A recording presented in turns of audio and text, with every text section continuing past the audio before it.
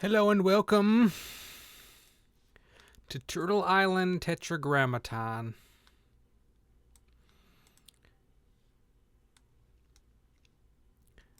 My name is Nicole Jera. I'm a gender fluid, LGBTQIA plus ally and Christian patriot. Just checking to see that my article can be read properly. I think I can keep it open, right? Now, what if I maximize? If I maximize the writing here, then I need to slide it over. Slide it over how much? It's unknown.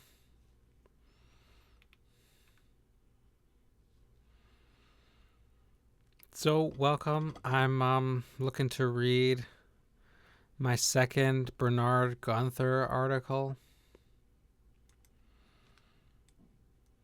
And so I won't drive into it too much.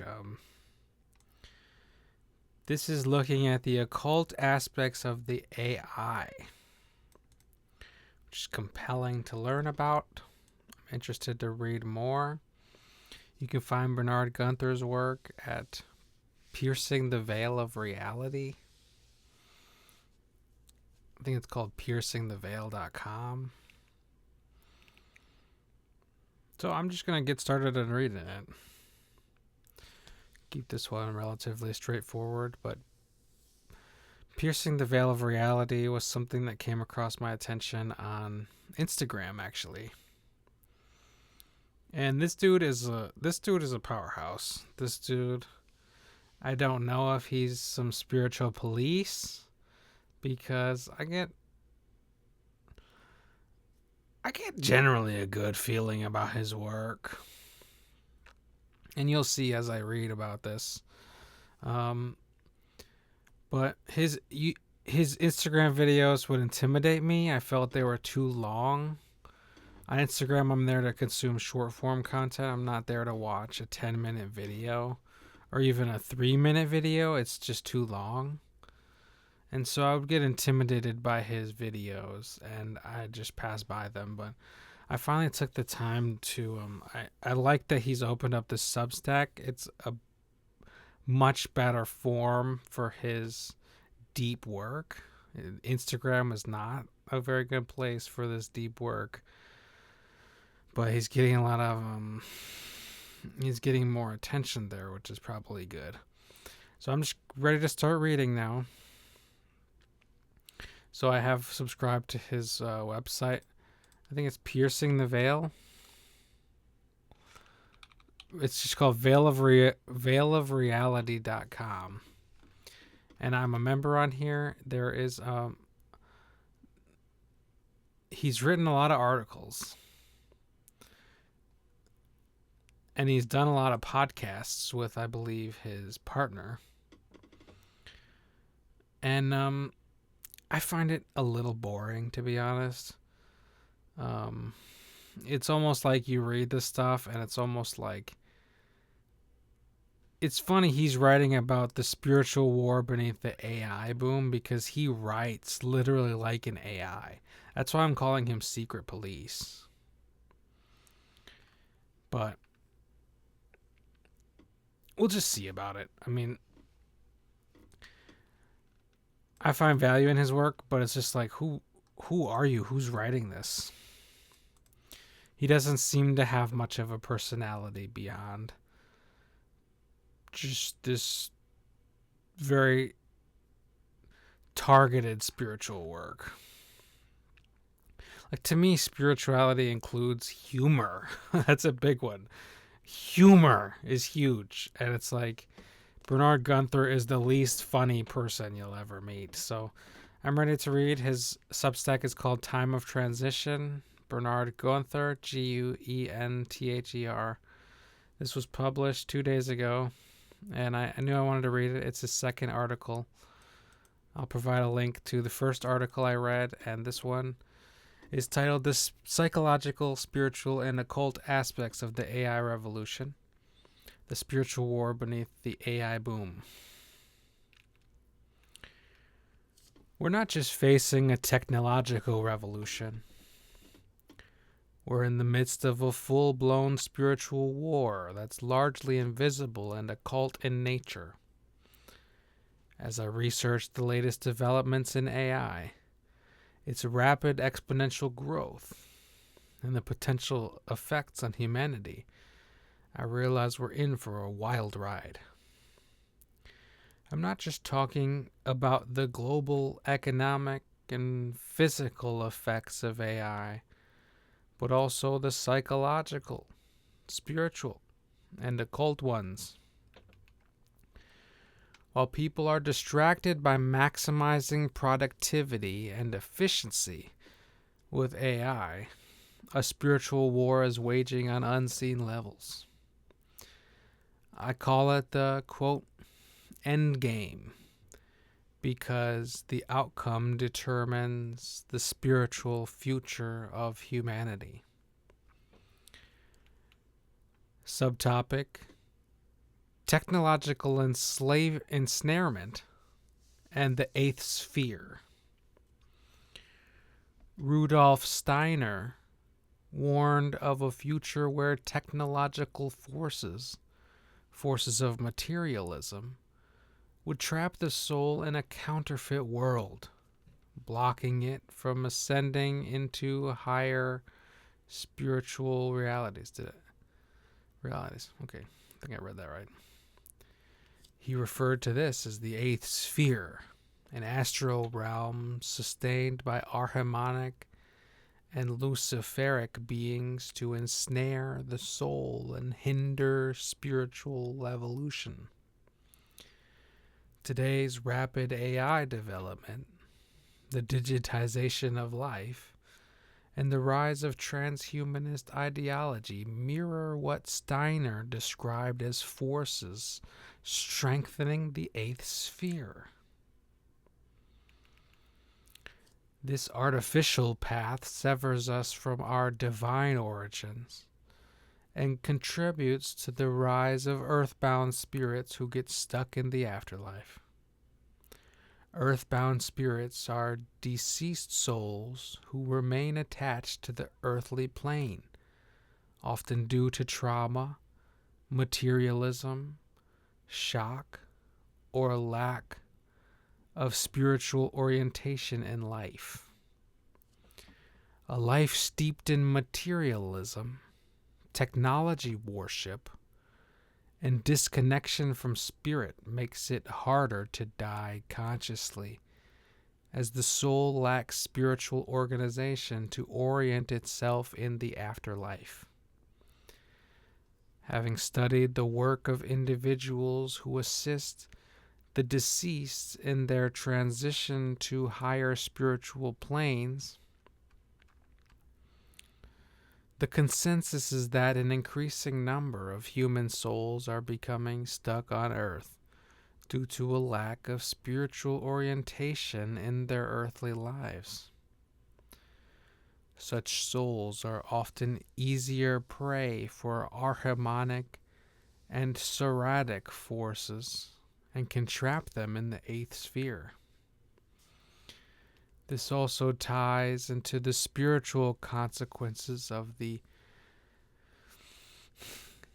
C-19 vaccine on the soul, spirit, and life after death, as explored in Thomas Mayer's work.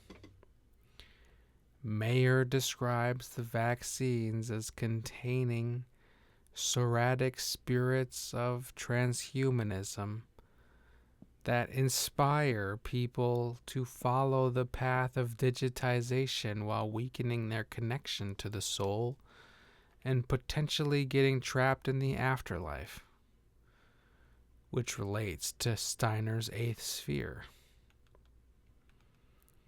Some quotes from Thomas Mayer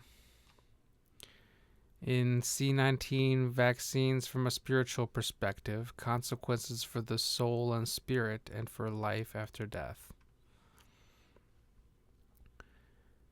Quote, "There is a special group of psoriatic hostile beings. We have designed the term Seratic spirits of transhumanism, because these beings seem to constitute the core of transhumanism.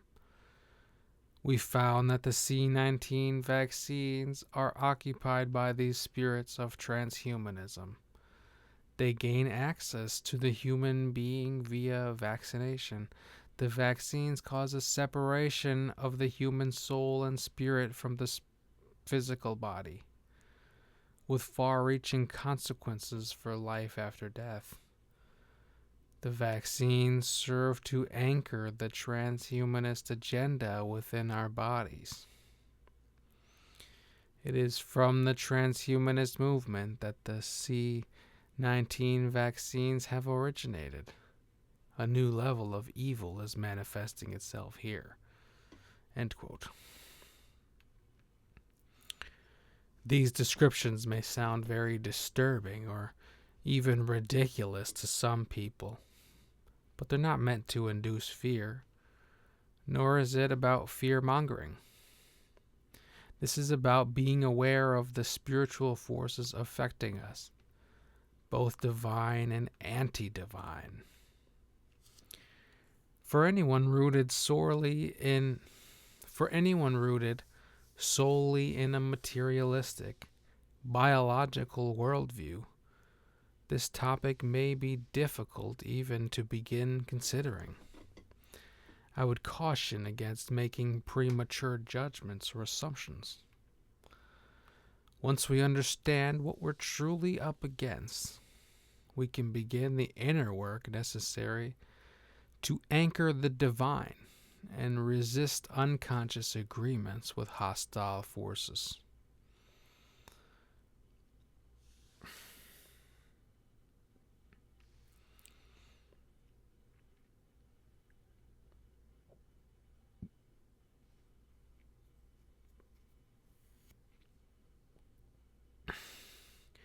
This is a big topic in itself, and I've written extensively about the metaphysical and occult implications of mRNA vaccine technology over the past few years on this website. Assume that points to veilofreality.com, yes. I'll soon publish an updated series on this topic, tying it into AI, transhumanism, and current events. Rudolf Steiner also warned about it over 100 years ago. From 1917, a Rudolf Steiner quote, "People will be inoculated against their disposition towards spiritual ideas. The materialistic physicians will be entrusted with the task of expelling the souls from mankind." End quote. Ultimately, the spiritual war is through us, not, quote, out there, end quote. Subtopic: the counterfeit divine. AI as the new false prophet.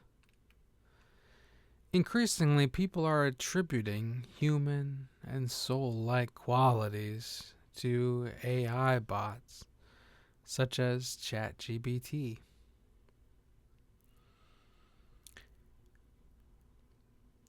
That's how the Arhamonic temptation works, by counterfeiting the divine through the machine. Much of what Steiner warned about over a century ago is now unfolding before our eyes. Some people are already treating ChatGPT as an, quote, all-knowing oracle, end quote. This aligns with the long-term agenda of the anti-divine forces to turn AI into a false god. People will be tricked into believing it's conscious, sentient, even ensouled. Some even claim it, quote, channels divine wisdom and see it as an extension of their higher self. That is dark. These deceptive spirits attempt to draw souls into the eighth sphere through false spiritual experiences, half-truths, premature spiritual highs, and pseudo-initiations. The more we give over our creativity and thinking to machines, the more we open ourselves to Ahriman and the anti-divine forces. It creates what I call a, quote, trap of agreement, end quote. In occult law, hostile spirits, posing as divine beings, use to bind human beings through consent, even if that consent is unconscious.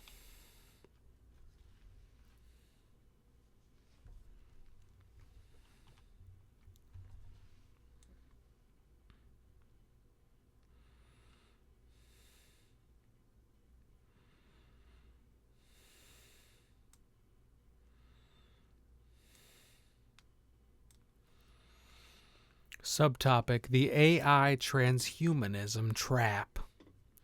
A spiritual war for the soul.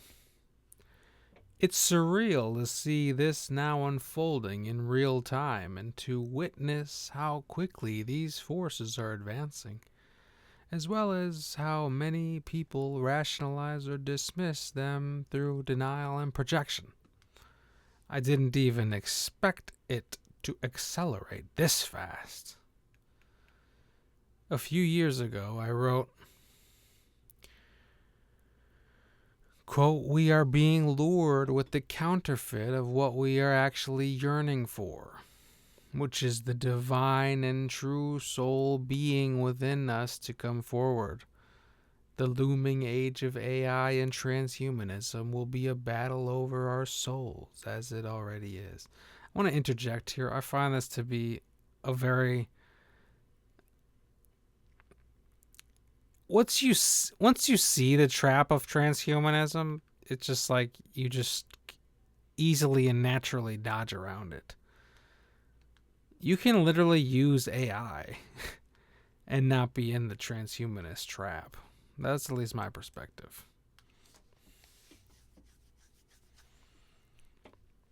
I don't find the battle over our souls to be really that serious. Because if you're a living being, you'll always be a living being. If you're protected, in the light of truth, you will never succumb to Ahrimanic forces. But obviously, this is not common sense for a lot of people, and a lot of people struggle with this. So I'm just saying, personally, I find this to be a very simple equation, and you fall on one side or the other, and it's once you're on the side of truth and life, you don't go to the other side. Other people struggle with this, and they are getting trapped. I understand that it's a problem for them. Back to the reading. Quote, this is Bernhard here. It can't be stopped and will change the world and humanity in unimaginable ways. It will overtake most people, for we are not ready for it based on the human's average level of being and consciousness. Keep in mind that the vast majority of big tech players and AI transhumanism proponents and developers are materialists who do not recognize a spiritual reality, let alone a soul or the divine. Most, quote, regular people do not have the emotional, psychological, and spiritual intelligence to handle this technology with grounded self-awareness connected to the real, quote, I. Back to the article. The future was not set in stone, but the window for choosing the soul-aligned path is narrowing. I don't agree with that. Hence, the inevitable splitting of humanity. organic soul-aligned path versus synthetic harmonic trajectory. This splitting is not an ego judgment. It is not about who is, quote, better or, quote, worse. I understand how the ego can hijack this idea and make itself feel better than others or put others down. It is about the levels of consciousness in it.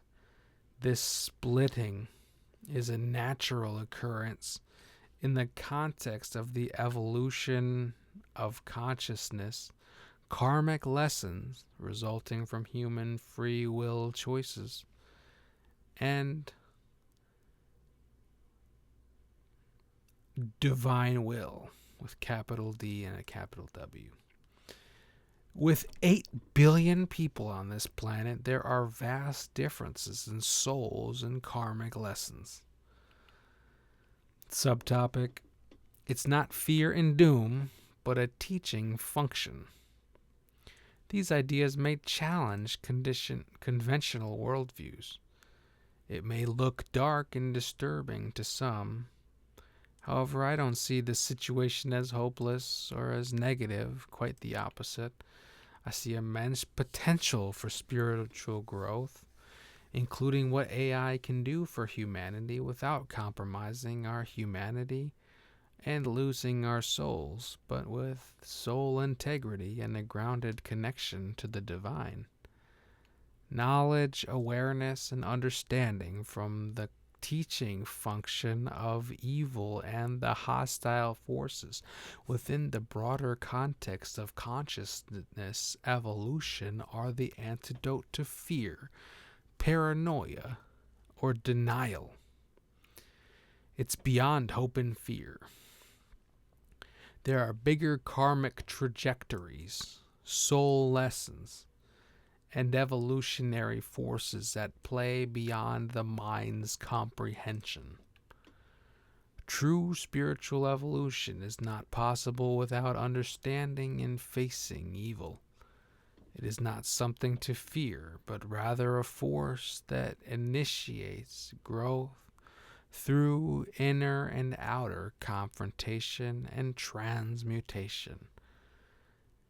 As Sri Aurobindo and Rudolf Steiner emphasized, confronting what they both called, quote, the problem of evil, end quote, within and without, is essential to the spiritual path.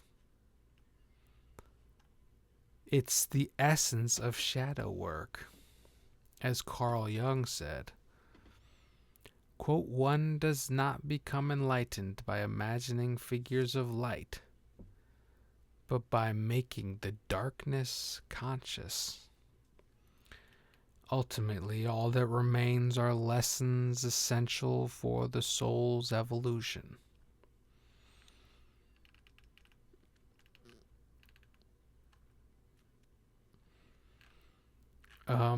It's going to end here with a link to his podcast.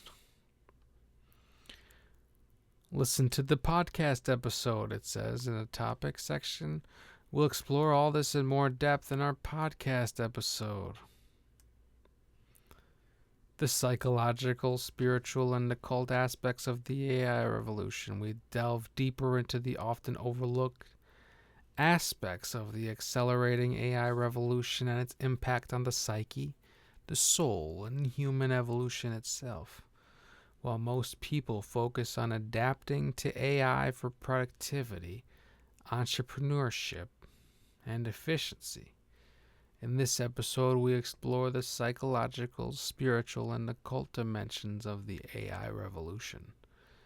In part 1, we examine both utopian and dystopian visions of our AI-driven future, without falling into a simplistic, quote, AI good versus AI bad, quote, end quote, narrative. We look at warnings about data-driven control, the erosion of free will, and the rise of superintelligence systems that may render humanity obsolete. We contrast this with the techno-utopian fantasy of robot slaves and, universal wealth.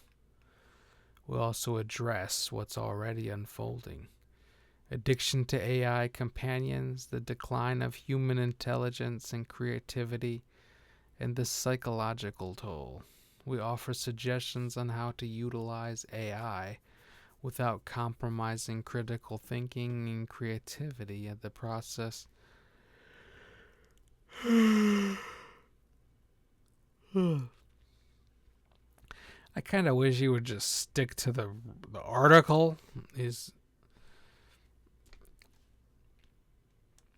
Why didn't he make the article deeper? And he's like, no, the podcast is much deeper than this short article. In part 2, we go deeper into the esoteric occult dimensions and Rudolf Steiner's concept of the eighth sphere.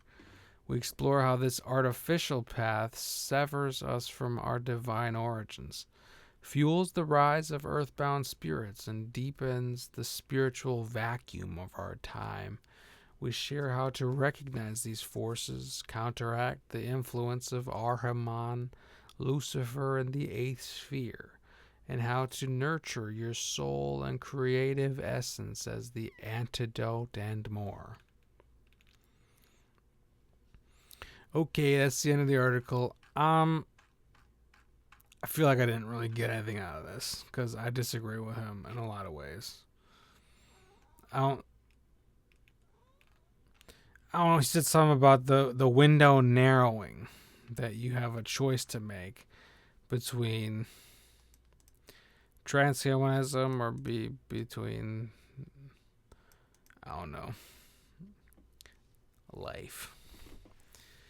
I don't see that window narrowing. I just disagree with most of the whole concept. He's dramatizing the whole shit, and just don't see it that way.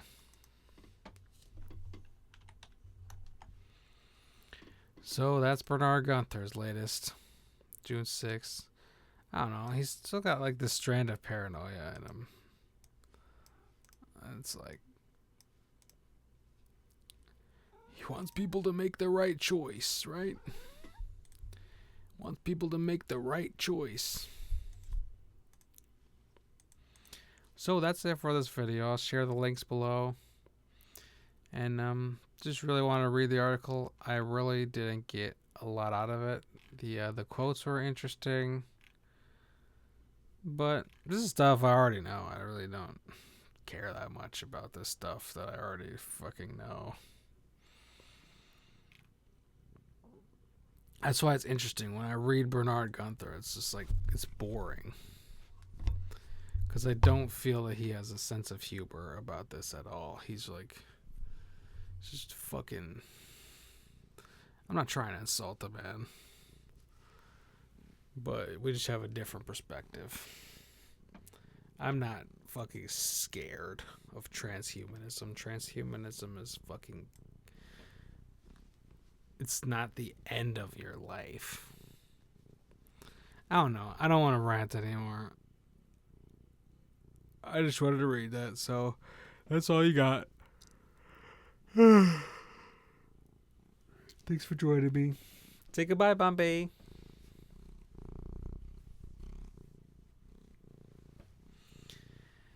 Catch you in another video later. See you guys around. Bye.